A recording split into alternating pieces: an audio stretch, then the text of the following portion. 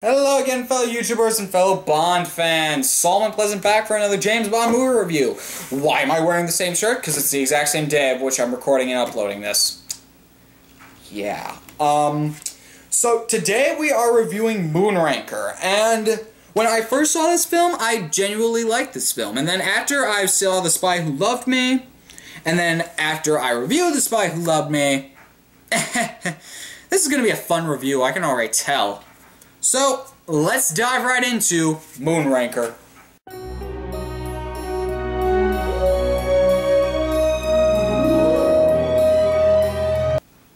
So first we're going to start off with story. Here's my first problem. It's the exact same as The Spy Who Loved Me, except in space! That's going to be a lot of this film. Moonraker is basically The Spy Who Loved Me, except in space! Yeah, and somewhere I heard that this film was actually trying to beat Star Wars. That is bold, Bond. That is really bold. To boldly go where no man has gone before. In space! I'm gonna do that a lot. Anyway, so the story's pretty much the exact same thing. Almost the exact same villain, except I like Hugo Drax a little bit better. Because you see more of him. We'll get to character later. Regardless, it's basically the same plot, except from space! And basically Hugo Drax, the villain, is going to poison the Earth, and then he's basically gonna poison the Earth and then breed people in space and then bring them back down into Earth so he can repopulate the Earth and basically become ruler of the world. Hey, Mr. Drax, what are we doing today? We're going to poison the Earth from space, and then we are going to rule the world. Isn't that the exact same thing as the last guy who tried doing that? No, he tried using nuclear missiles. We're going to use poisonous gas from space. Well, nuclear is can become a very toxic gas, so isn't that pretty much the exact same thing? But you forget one thing, good sir. We're doing it from space. Well played, Mr. Drax, well played. Yes, now die. Anyway. So, yeah, the story's almost the exact same thing, and because of that, I give it the exact same rating. It's a half a star because it's almost the exact same storyline as The Spy Who Loved Me. So for that reason, I give it a half a star.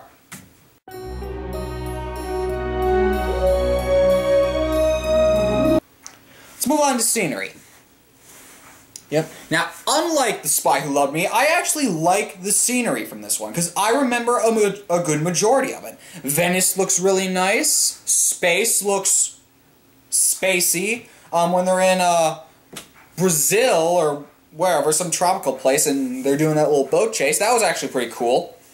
Most of the scenery I really do enjoy. The scenery looks nice. Drax's mansion looks nice. I mean... And the skydive at the beginning also looks very nice. I can't believe Jaws survived that. Oh wait, that's right, he's Jaws.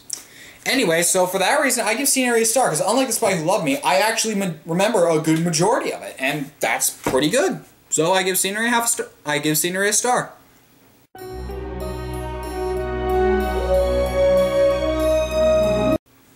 Moving on to follow-up. Yeah, this film only does on par because it's almost the exact same film as The Spy Who Loved Me, except in space.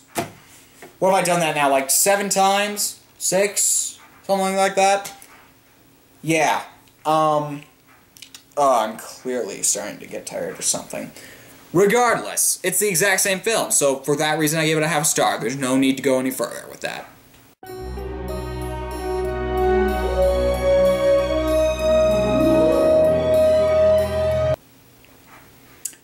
Anywho, moving on to theme song. I don't like the Moonraker theme. It's boring. It's really boring, makes no sense, and does not engage me at all. The entire time I'm sitting through, I'm just thinking, can we, like, skip to the next part? Or can I just, like, watch Jaws? Can I just watch the skydive scene again? Can I just do that? Because this...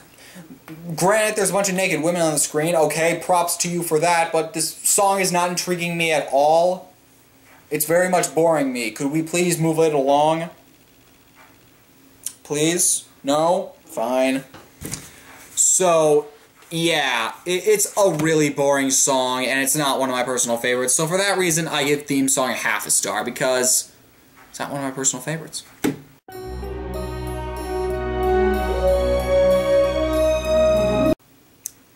Moving on to characters. Roger Moore's Bond. Okay, I think I've discussed Roger Moore enough. He does an okay job as Bond, like all of his other movies. He just does an okay job. Nothing more to say there. Bond girls. There are technically two. First one only sticks around for a small majority of the film. She's like a helper for Drax, and then she like turns to Bond's side, and then Drax kills her with hounds.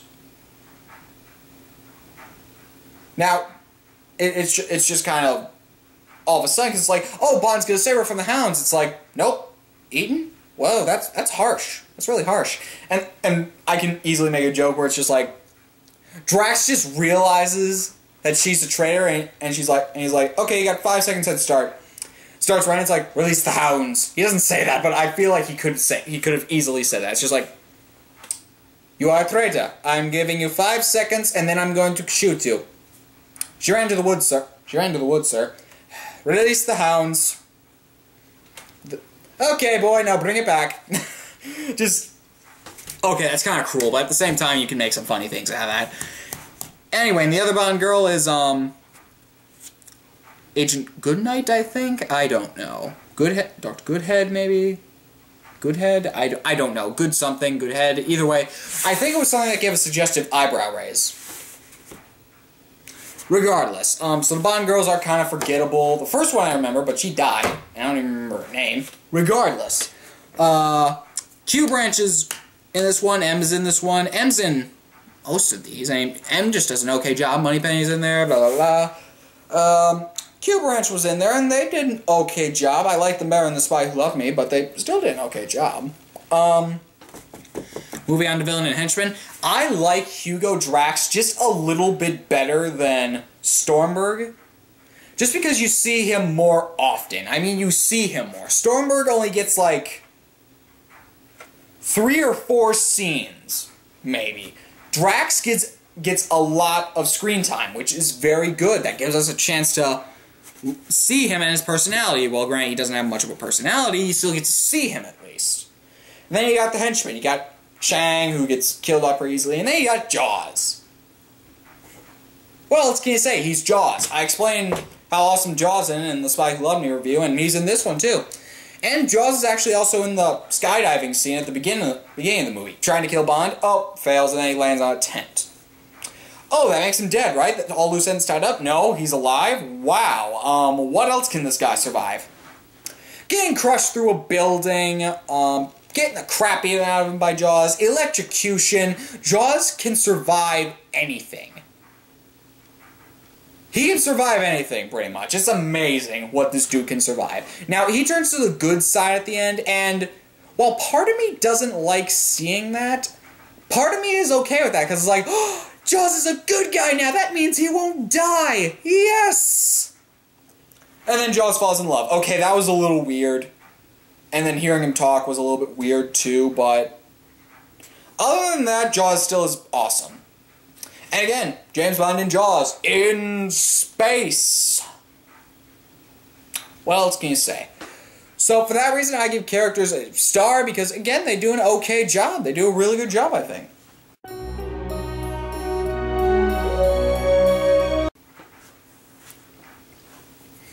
So, in total, it's the exact same as The Spy Who Loved Me. 8.5. Because these films are almost the exact same. Same type of villain, same henchman, same Bond actor, same story plot thing. Yeah, you got a lot in common. They're almost exactly the same. Except, I just like Moonraker a little bit more. Because I had a little bit more fun with Moonraker. Moonraker had more of a plot and story going for them. You knew it had something to do with gas. That's at least a little bit more original than saying, oh, I'm just going to nuke things.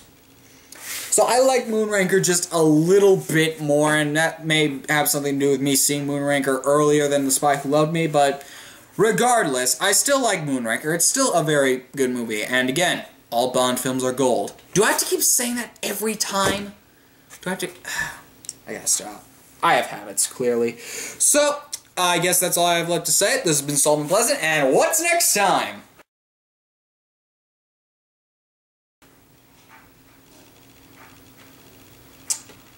Can we skip that one? No? We're going through them all? I guess we're not... I guess we're doing Casino... I guess we're doing Quantum of Solace 2 at one point? We are? Okay.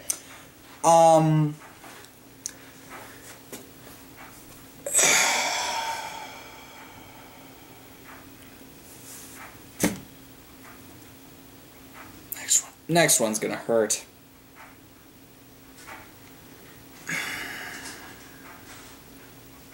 Oh yeah, it's still recording. Are you sure we can't just know? That would be rude. Yeah, I know. I know it's a Bond film, but... next week's gonna hurt. Next time, whatever. Next time's gonna hurt. This has been Solomon Pleasant, signing off.